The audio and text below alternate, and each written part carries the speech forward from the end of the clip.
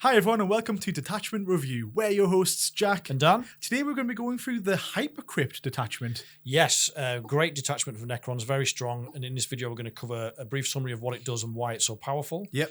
We'll do a quick run through of the list that we've picked as an example. What roles the units fall into. Roles the units fall into. Some of the best stratagem combos and tactics. Yep. And if you are one of those that tunes in just to find out how to beat them, we'll be doing a section on how to play against this list as with any potential weaknesses. Exactly. I'm looking at you, Mark, in Edinburgh. Calling people out already. Yeah.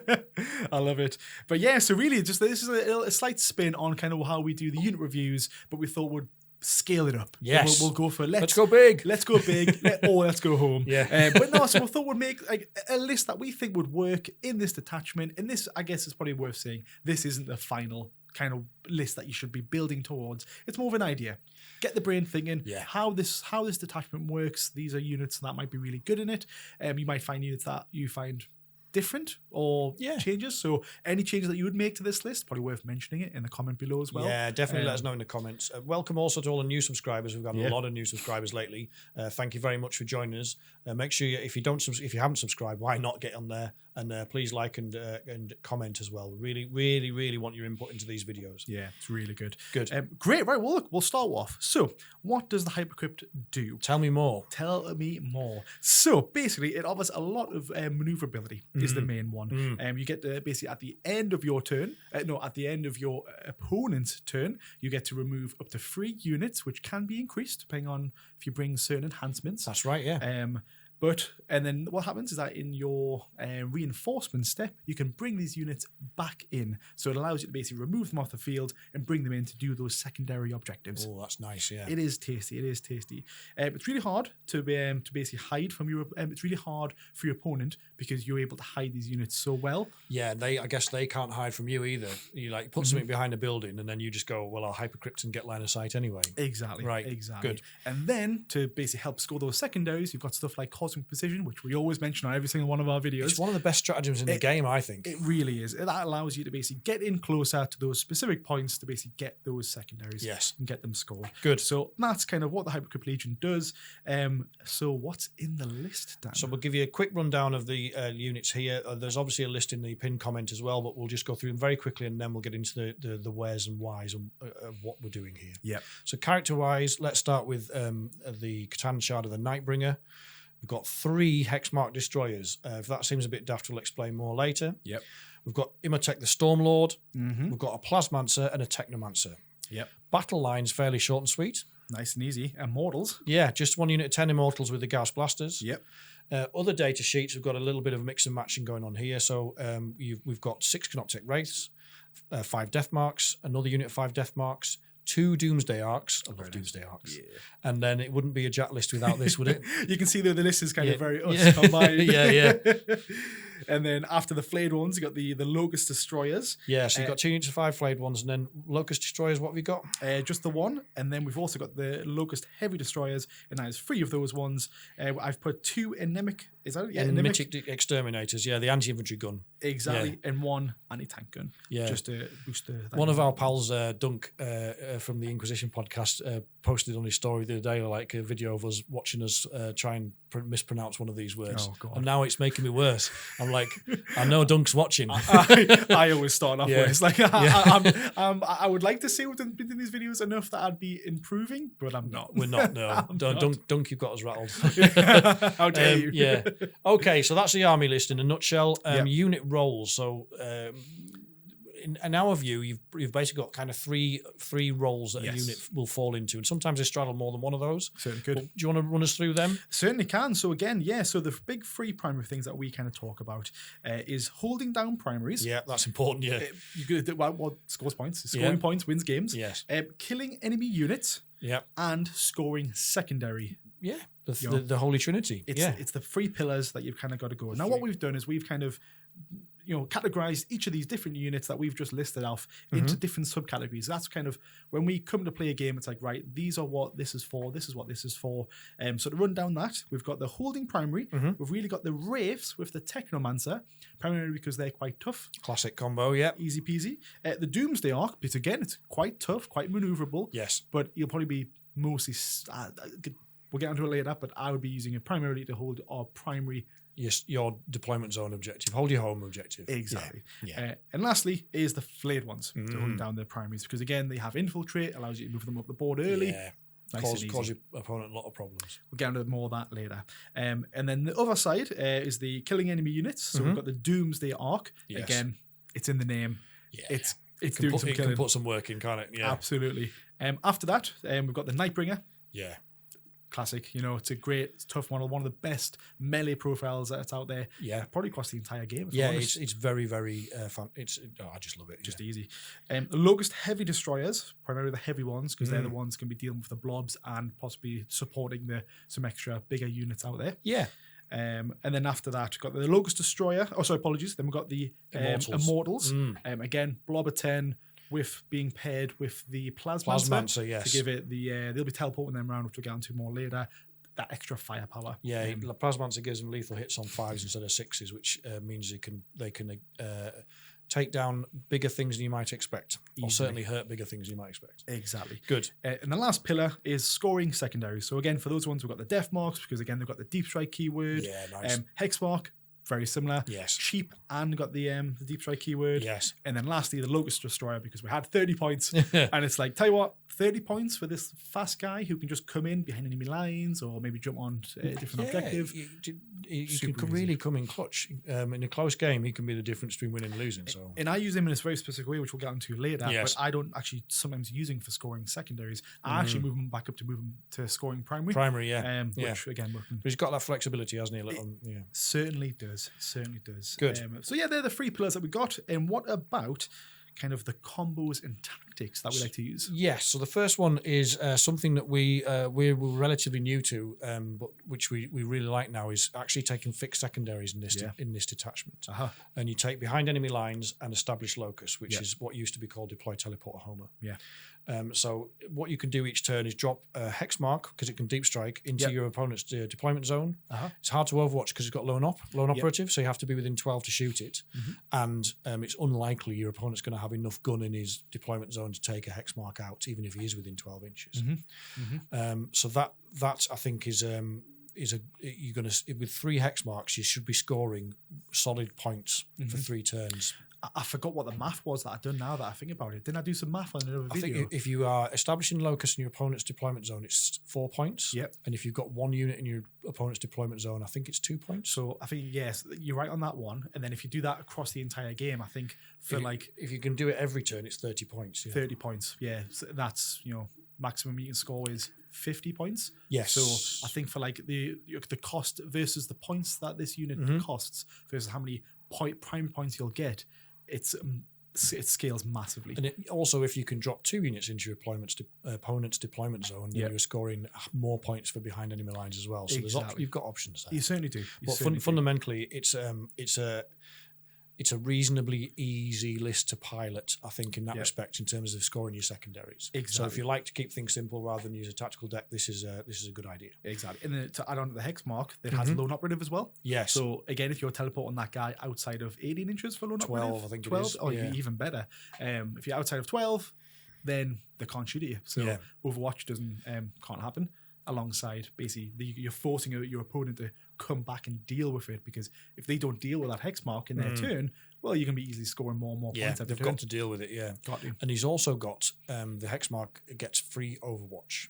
Yes, he does. So if you drop him into your opponent's deployment zone and then they try and bring some melee unit to come and deal with him, you can shoot them in for free. In most cases, if you're playing against a unit, they've got like chaff at the back. Yeah, because they're just very often just screening and stuff. Yeah. Screening, exactly. But then because again, you could cosmic position if your opponent really zones out well. Yeah, cosmic position this guy in for 1 CP. Yeah, get him in that really tight corner, and if your opponent moves or when it comes to the charge phase, then realistically you're going to get a nice free Overwatch for free, and he hits on 2s in Overwatch as well. So you really could, he's the perfect unit for this tactic. Exactly. Yeah. And for 60 points, it's an absolute steal. So good. Really worth doing that one. Talk us through again about the biggest spend in this list is the Catan, obviously. Catan.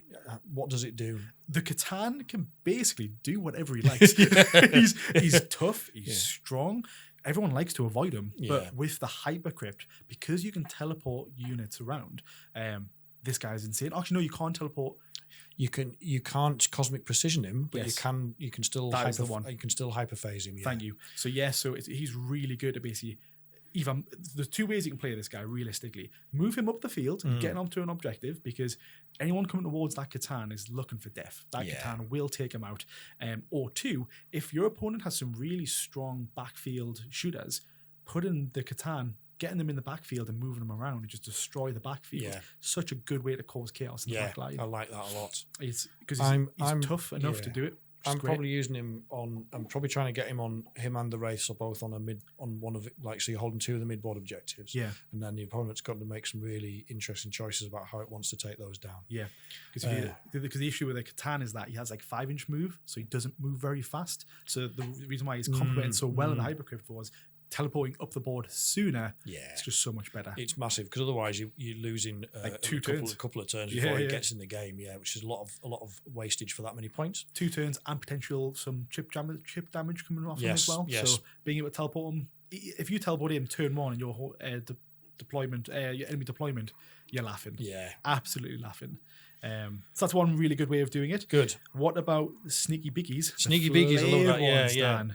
Well, you talk us through this one, because you love these guys, don't These you? are close to my heart. Yes. Very close to my heart, these flayed ones. The way I love to play them is flayed ones, they're quite cheap. I think they're like 65 points, something like that.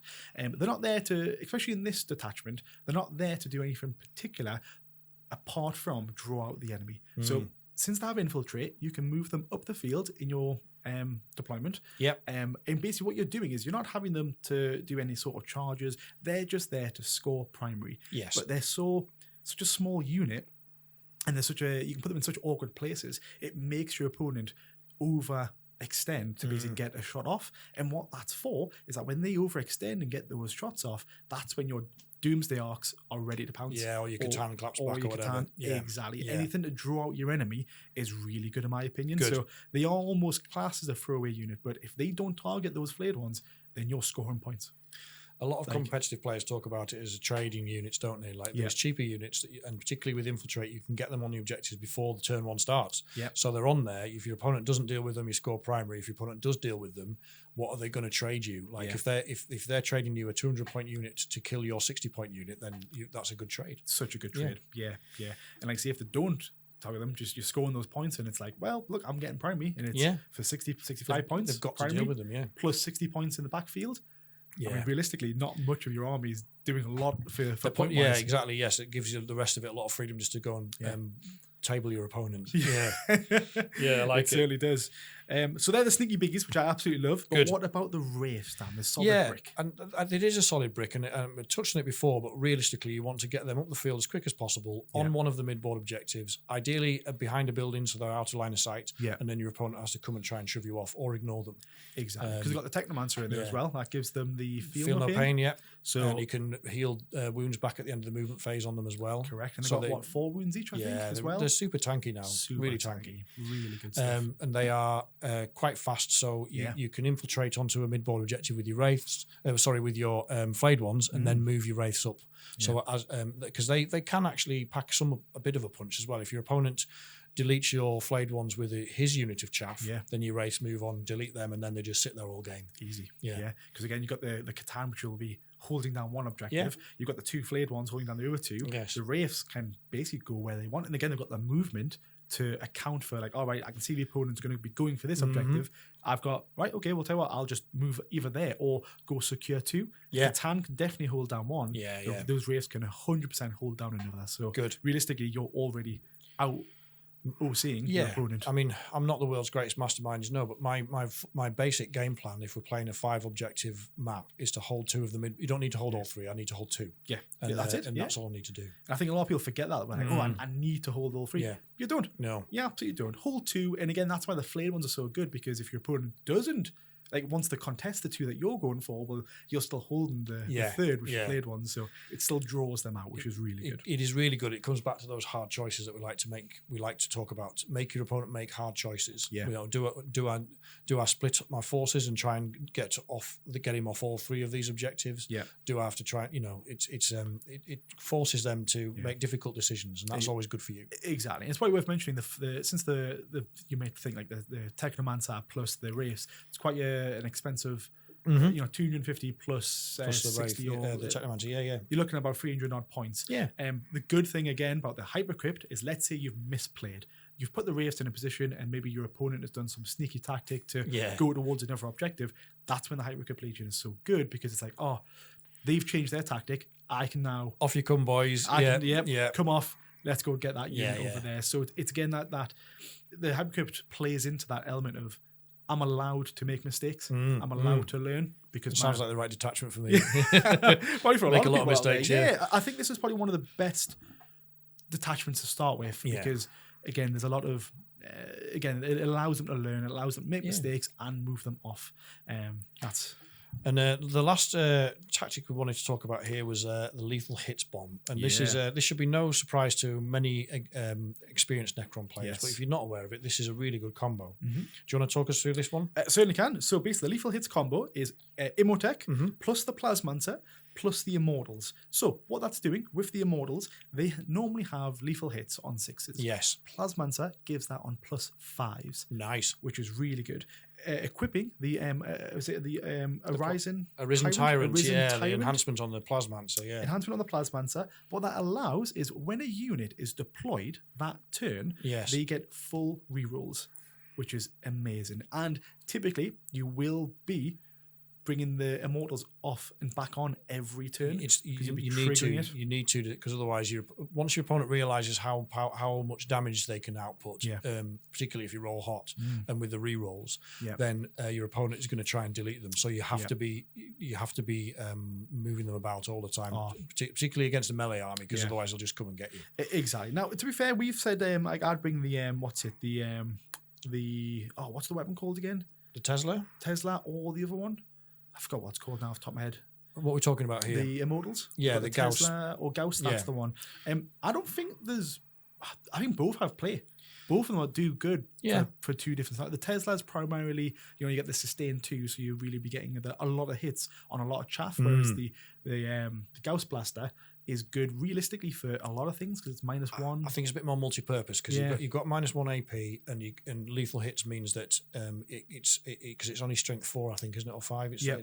So lethal hits means that you can put wounds on a Land Raider or a Primarch or something like that. With when you remember, you've got 20 warriors, 40 shots. They're going to be lethal hits on 5s. Is that warriors or immortals? Immortals, sorry, Immortals. So with full rerolls, you're getting 20 shots. With full rerolls and 5s are lethal, you're going to get a lot of 5s. A lot of 5s. Yeah, a lot of 5s. And then again with the rerolls, it adds up. And don't forget, Immotech, he has his once per game ability to cast out some mortal wounds out there. So if you feel like, tell you what, I need to rid something off an objective, you could cosmic precision them really close to get them within that his range of his ability. So you're doing that ability plus all the shooting. You're looking really handsome. Yeah, so if you were trying to take down something like an Avatar of Cain or a Catan, for example, volume of fire, lethal hits, and some mortal wounds is a really, really powerful combo, isn't it? Yeah, because 1 damage, anything that halves incoming damage, you're not half ones. Can't half ones. Get extra stuff get in wrecked. there. Get wrecked. You hear that everyone else going, get wrecked. But no, honestly, so that is really, really good. It's a big threat. I think some really good combos in that list that we've got. And it's good because there's a lot of flexibility. We're not diving in all in a one. We're not putting all of our eggs in one basket here. We've got a very good spread. And if something were to fail, well, we've got backups. We've got contingencies. So I was going to say there's contingency and redundancy in this, particularly for scoring your secondary. So you touched on before about using cosmic precision, but if you can't, even if you obviously can only cosmic precision once per movement phase. Correct. But you can be careful with your positioning with whatever you're dropping into your opponent's deployment zone, because sometimes you can hide them so well that the opponent can't get to them easily. Yeah. And that means you're going to score possibly next turn as well. Yeah. Or your opponent has to drag something out of position to go and deal with them, which is all to your benefit. It's really good. You talked about the maths on the hex marks and what they can score you. It should be a minimum of 18 victory points in exchange for 210 points in your army. It's a no-brainer, isn't it? Win-win. And death marks and locust destroyers are the redundancy. They can do the same in the later game, useful as well because your opponent can't usually screen their backline as effectively later in the game because the units are thinner on the ground. Exactly. So you've got that ability to keep scoring, which I really like. And I guess the early game when you're bringing down the hex mark, you're getting only 3 and +2 or something like that. I think it's 4 and 2. 4 and +2, and then obviously when you start bringing maybe a hex mark and a def marks, yes, you're getting those extra points. Yeah, you're getting the full points. Yeah. So it's really handsome stuff on that one. So they're the biggest combos. Anything else that we'd change in the list? Because again, with the Hypercrypt, it all depends on your play style. Yeah. Some people might want to change it. So some people might like to play more into the monolith rule for the Hypercrypt because that gives them extra movement, which is a completely valid tactic. But anything that you would change directly? One of the things I did think about was for my play style in particular, I like to overinvest in anti-tank. So in this list, I think I would replace Imotech with 2 Locust Heavy Destroyers with the Gauss Destructors because I don't think we need the extra CP that Imotech gets you every command phase in this list because we're not leaning into the stratagems. You need Cosmic Precision and a reroll, and that's basically it. Yeah. I mean, obviously more CP is always helpful, but you're not. A lot of the strats in this detachment are based around monolith play, and we haven't got a monolith in it. Exactly. So there's an opportunity there if you lose that mortal wounds that we talked about, which can come in clutch. Yeah. And you lose the extra CP that he generates for you, but if you need the extra anti-tank, that's one way you can go. I like it. What about you? For me, it's the Wraiths. So although the Wraiths are really tough, really tanky, I just feel like, for me anyways, I like to bring the Locust Destroyers. I feel like they've got a lot more firepower that I like to play with in my play style. I like to be able to surprise the opponent when they're on an objective and be like, right, I'm getting full rerolls with my Locust Load, and just kind of all that firepower for me is better than holding down the objective. I think so. We talk a lot about, competitive players talk a lot about Hammer and Anvil, and there actually is quite a lot of Anvil in this list because the Catan's very tough. Very tough. The Doomsday Arcs are pretty tough. So you've got some stuff that can absorb a lot of damage already. Yeah. So if you prefer to be more killy, more proactive and defensive, then why not? Exactly.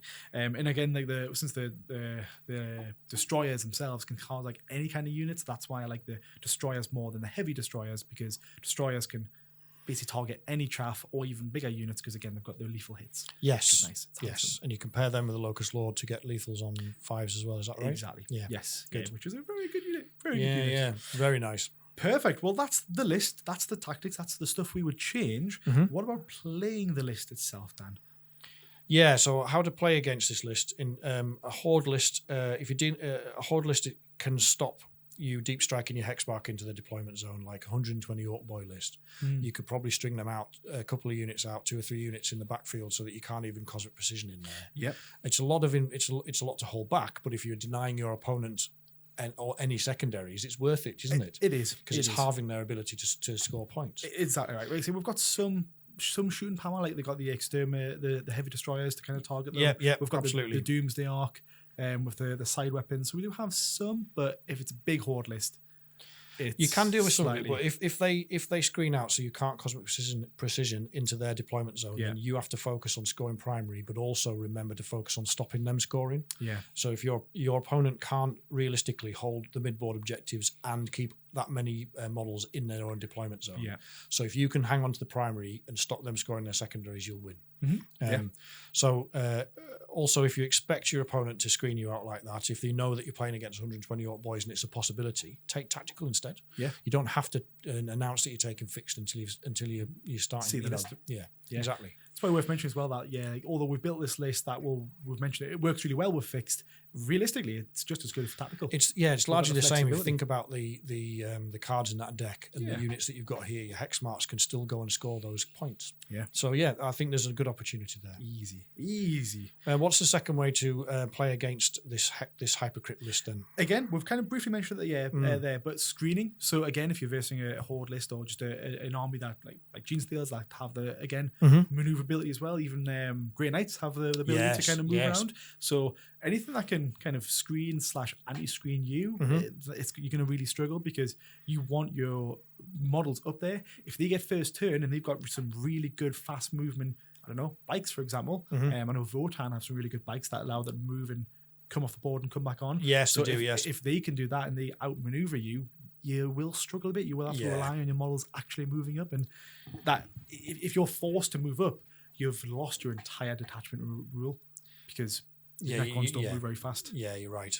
So you watch out for that one. And I think speaking of Overwatch is also if you're playing against Hypercrypt that are taking things like hex marks and death marks to score their secondaries in your deployment zone. Yeah. If you've got access to flamers, but in particular, that's scary. Yeah, whack them in your deployment zone. Or sometimes for Marines, it could be like something like a big tank, like a repulsor execution or something that's got all the guns. Yeah. You're going to do some damage in Overwatch. You know, you don't even need to land one from one of the big guns. You're just rolling so many dice that you're probably going to kill it in Overwatch. You would. The challenge then is that you've got to be within 12 inches, obviously, because of low knock for the hex mark. Yeah. So that's one thing to watch out for if you're coming up against Hypercrypt, is think about ways that you can Overwatch them when they're dropping. Yeah. Yeah. Very good. Very good. Excellent. That's most of it. Any final thoughts?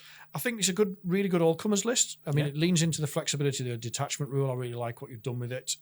It doesn't make loads of use of the stratagems. We're only really using one, but that doesn't matter when Cosmic Precision is the best strat in the game. So pretty much. Yeah. Cosmic Precision. And again, the detachment itself, I think that just it pilots the list for you, if that makes sense. Yeah. You don't have to worry too much. Again, you can make those mistakes. So yeah, for me, I love the list. I think it's great. I think it's a very good starting point. I think there's a lot of flexibility in this list where you can remove a couple of units, not suffer from like the secondaries or primary, because we've got a very good spread. You can then bring your own units that you really like. I mean, I love flayed ones, so if I could, I'd bring more. Yeah. I'd bring at least 3, if not 3 squads of 10. Yeah. Because that's what I love. Yeah, I think that's really important. Is obviously let us know in the comments what you think of this list. But when we're talking about lists with each other, we should always try and avoid like this is great or this is trash. What we should be trying to say is this works for me. Yeah, this works for me, exactly. Lean into your play style, find what works for you. To me, this is a list that I think I could pilot. I think I could understand what each unit is meant to do, what its roles are, and I think I could implement that on the battlefield. So I like it a lot. I'm going to give it a try. Good.